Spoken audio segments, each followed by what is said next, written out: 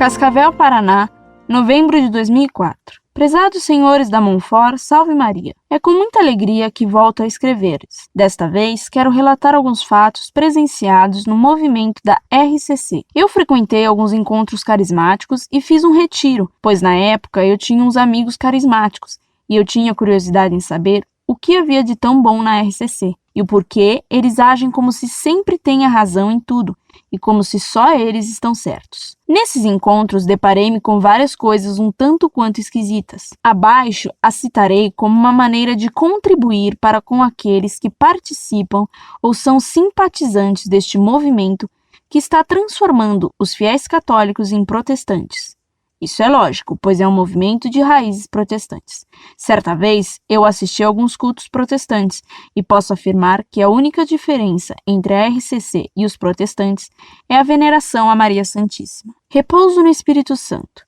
Nesse retiro, de primeira experiência, que eu fiz, o pregador estava dando uma aula de como repousar no Espírito Santo. Ele dava os passos. Primeiro, você fica numa posição de certa forma confortável para que, quando repousar, não corra o risco de machucar-se. Segundo, você começa a orar e pedir para que o Espírito Santo venha batizar-lhe neste momento. Terceiro, depois disso, é só deixar que o Espírito Santo comece a agir. Ele chegava até dar exemplo de como existem pessoas que repousam mais facilmente que as outras. Aquelas, quando o pregador mal começava a orar, já caíam ao chão, ou melhor, já repousavam. E estas demoravam um pouco mais. E lá se iam as pessoas todas entusiasmadas experimentar o tal batismo. Era uma loucura, ou melhor, uma falta de respeito diante do Santíssimo Sacramento, o qual era tocado por qualquer pessoa que sentisse vontade. E isso acontece direto. Oração em línguas. Neste mesmo retiro, o pregador também deu uma aula de como orar em línguas. Dizia para começarmos com a palavra Abá, repetindo várias vezes até que nos acostumássemos com a série. Depois, poderíamos variar as palavras, e dali por diante nós já estaríamos orando em línguas. Se quiséssemos também, poderíamos usar uma melodia de uma música predileta, colocando nela palavras. Acho que palavra não é bem o termo, talvez cacófato. Vem ao caso também contar o que uma amiga minha, que é catequista, relatou-me sobre um catequizando dela. A criança chegou toda contente para ela e disse: "Catequista, eu já sei orar em línguas." Ao que ela curiosamente perguntou: "E me diga como você aprendeu e quem ensinou-lhe?" "Ah, foi minha mãe. Ela disse para eu repetir bem rapidinho: Maria, Maria, Maria. Daí eu fiz e consegui. Não necessita comentário." Comentários particulares. Eu lembro que quando as pessoas começavam a emitir aqueles sons estranhos, e a pular e gritar, eu sentia uma dor no estômago e pensava comigo mesma o que podia haver de errado para sentir-me assim. Eu jamais pude fazer essa dita oração em línguas.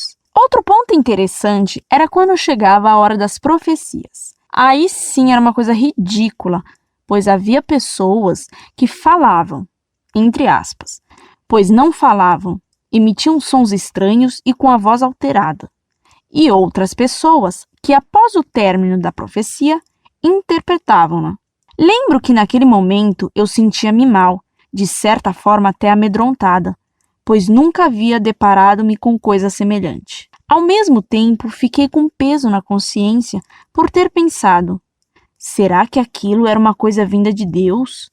Porém, mais tarde, ao ler as várias missivas a respeito da dita oração em línguas, deparei-me com uma em que o professor Orlando expunha a ideia que Deus, em sua sabedoria e inteligência, não poderia aceitar que as pessoas se dirijam a ele de maneira ininteligível.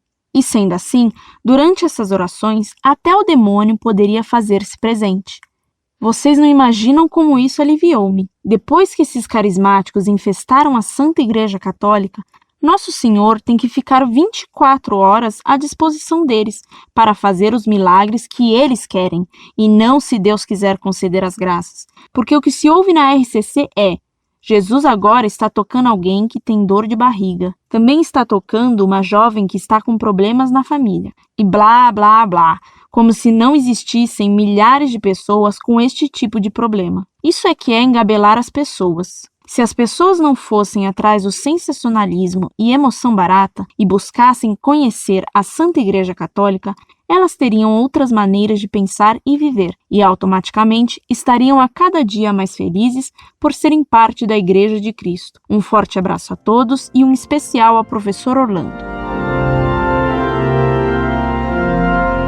Muito prezada, Salve Maria. Seu relatório é impressionante e coincide com o de muitas outras pessoas que testemunham essas loucuras que ocorrem na RCC. Evidentemente, isso é o mesmo que acontece no protestantismo pentecostal e que a Igreja sempre condenou. O bom senso também se rebela em aceitar tantas bobagens. E pior que bobagens, porque vai se saber até onde esses fenômenos têm de fingimento e quanto têm de influência diabólica. Deus lhe pague por sua coragem. Seu exemplo certamente abrirá os olhos de outras pessoas engabeladas por esse falso misticismo que avassala os ambientes católicos com o nome de RCC e que não passa de protestantismo disfarçado. Um grande abraço. Incorde Jesus Semper, Orlando Fedeli.